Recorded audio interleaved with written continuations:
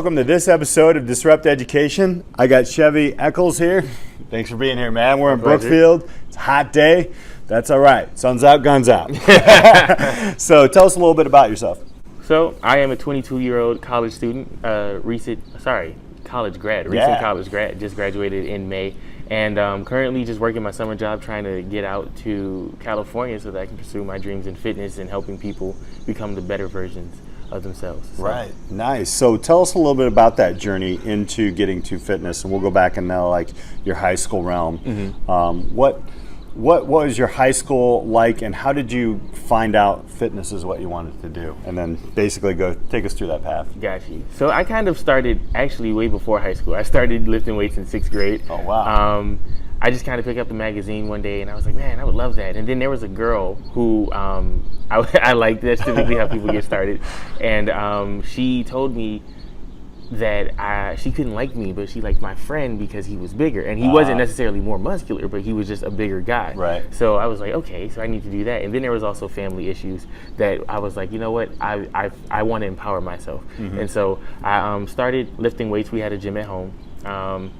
I was always the odd kid, you know, because I was doing stuff that I saw in the magazines that other kids weren't doing, so I got made fun of a little bit for that. Mm-hmm. But once I got to high school, what really set it off for me was that I was just lifting weights from 6th grade until freshman year of high school, and the football coach was like, we need you, we want you, you're big. So I was like, all right, cool. You know, I didn't necessarily understand that, but I didn't necessarily understand how big I was. Mm-hmm. And so I was a little timid as far as hitting and things of that nature with football. But then once I started working out, and I think this is what set it off for me, once I started working out with the teachers, because the students couldn't keep up with me because I had been doing it so long. Right. So once I started lifting with the teachers, and I would love that. I would purposely stay after school for about 2 or 3 hours, and we would just lift weights. And it was a great feel because, I don't know, for me, I was lifting weights that men who were, 10, 20 years older than me were lifting. Yeah.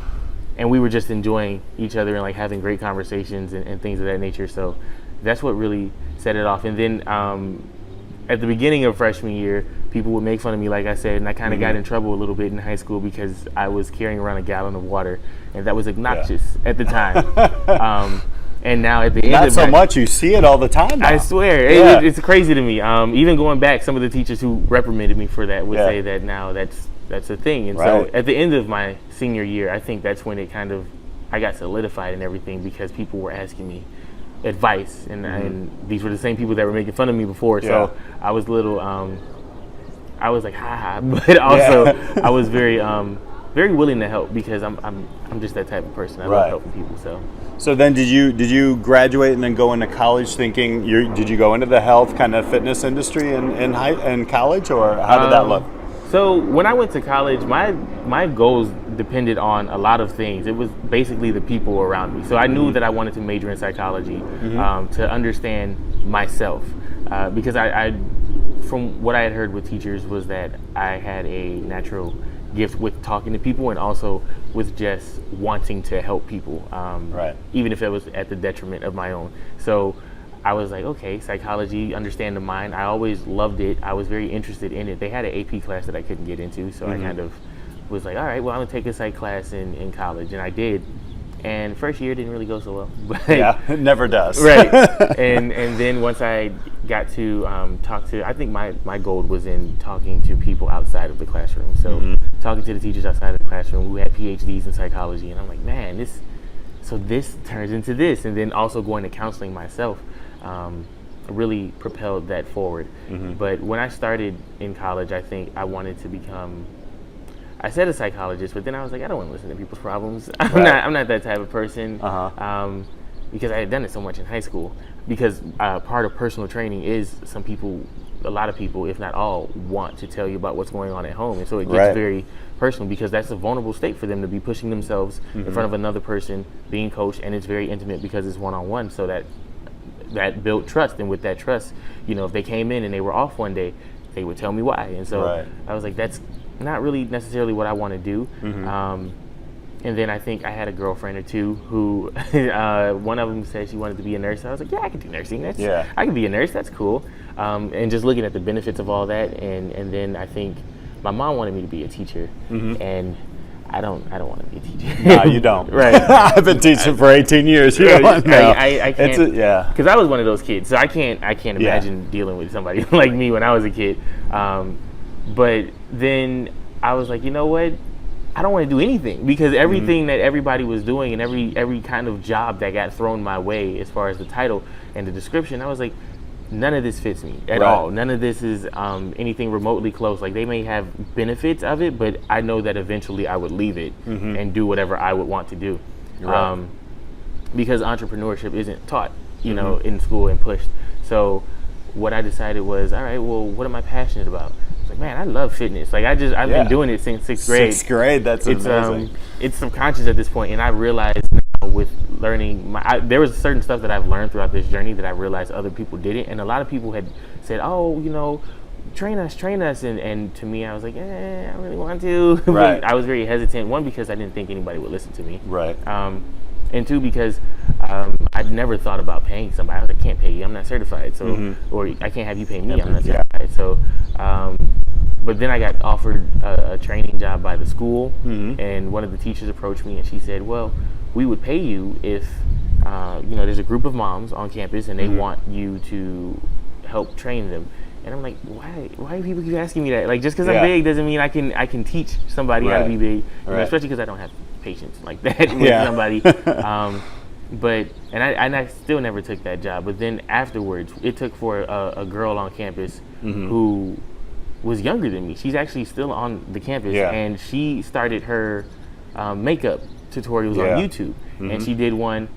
And at first I was like, okay, you know, like, that's very nice. Everybody says that, so it's fine. You know, start a YouTube channel, blah blah blah. Right. But then she got 18,000 views on one of her videos, and I had saw her from when she started to when she got those 18,000, and she was encouraging me to do something. So that to me was, oh, well, maybe I do need to kind of take this seriously. But I didn't, you know, during college years, especially the senior year, I didn't necessarily really have time to focus on things like that. So, right. So now you do. This is where. So you're looking at. We were talking before about getting out on the West Coast. What does your perfect world look like for you? Are we talking long term, or are we talking like as soon as I get out there? Let's go long term, man. That's always more fun. Man, long term, I want financial freedom. Nobody in my family that I know of. Well, I'm a first generation college grad, so from that, nobody in my family knows what financial freedom is. And my mom and I, we've butt heads a lot because we're very similar people, and she's very headstrong.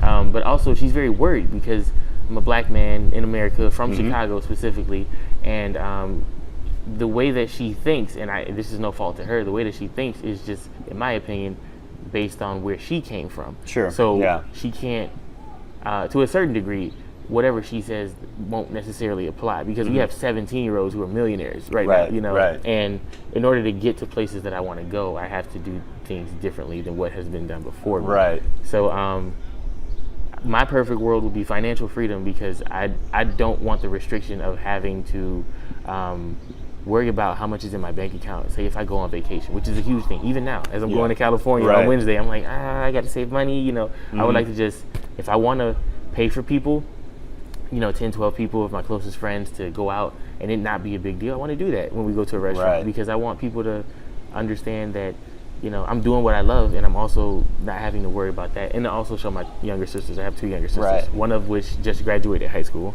and one just that went into high school. So that, you know, kind of being able to have that. I never like taking orders. I'm not that type of person. I don't think anybody does, but like I am to the point where, and I realize this as well, I try and push the edge so much so that I'm still doing what I want, but also what that other person wants. And then I still might not agree 100% with what they're doing. So to be able to tell myself what I want to do. And I think there's something in your journey there that resonates with education, and it's how, like your mom was saying, you know, she has a certain lens on things, and things, you know, the 17-year-old millionaires. I think in education across the board, like us older folks, like we think, oh, well, why are they on that social media all the time, and they don't really understand it. Exactly. Do you think there's something in education that we could do differently if you had to go back, college, high school, to teach that better? That's more updated. Yes, definitely. Because I was so frustrated. I've been so frustrated since I've graduated college, and even more frustrated when I transitioned from high school to college. Yeah. They teach you how to work for somebody else. I think I've heard that best in a podcast, and it's so true. They teach you how to work for somebody else instead of explore what you're passionate about. You know, you have these core classes, science, English, math, and I think a social studies class. And then from those core classes, you can kind of pick a discipline that you want to be specific in, but you know what you enjoy doing, which might be singing or robotics club or for me, lifting weights. Right. These are secondary classes. These are just things that you kind of tack on to, okay, you're having fun, but there's still this main thing that you need to do. And for me, I always had more fun with that stuff than I was good at the other stuff, but I never fully 100% applied myself to anything else, and I have never done it. I probably don't think I ever will, except for fitness. Right. I've never strived to be the 4.0 student. I get by with just grades, to say that I did it, and I do it in a way that people are like, I don't even understand how you still have good grades, So I think that they could teach that way better. My college specifically had an entrepreneurship place in the Apex area, which is basically for students who are trying to find study abroad programs and transition with life after college. Yeah. But even that wasn't advertised as much. I didn't know about that until the last month, and I'm I'm like, well, that would have been very helpful. Right. So just kind of pushing one's own creativity and letting that shine. I know some things you kind of can't, so for example, math, there's no creativity there. Right. It's kind of set in stone. Science, set in stone. But having other classes that allow people to, that impact, them as meaningfully as these other classes do, but to also allow them to express themselves so that they don't feel like what they have or the gift that they have is just a secondary thing. That's who you are, so be proud of that. Right. That's a great way to look at it, and I think that's something we're looking at, trying to figure out the entrepreneurship realm, all these things. Actually, we met through a group on Facebook, and it's interesting to see how that evolves. It's way different than our old school lenses. Right. So where can people find you, man? You can find me on Instagram. My Instagram is chevy.baby, chevy.baby. And on there, I usually post just, I'm trying to get my fitness journey started. I do online coaching as well. So every other link, my Snapchat. I don't necessarily use Twitter like that. I do have Facebook as well, but any social media, if you type in just Chevy.baby, you'll most likely find me, because that's kind of my name on everything else. Well, I hope your journey makes it out to LA. I think it will, man. I can see that you have a drive in you, and you've known since 6th grade, man. Yeah. So honestly, I appreciate it. Thanks for coming out, man. Thank you very much. All right, True Disruptor here. Check out his info down here. We'll see you next time on Disrupt Education.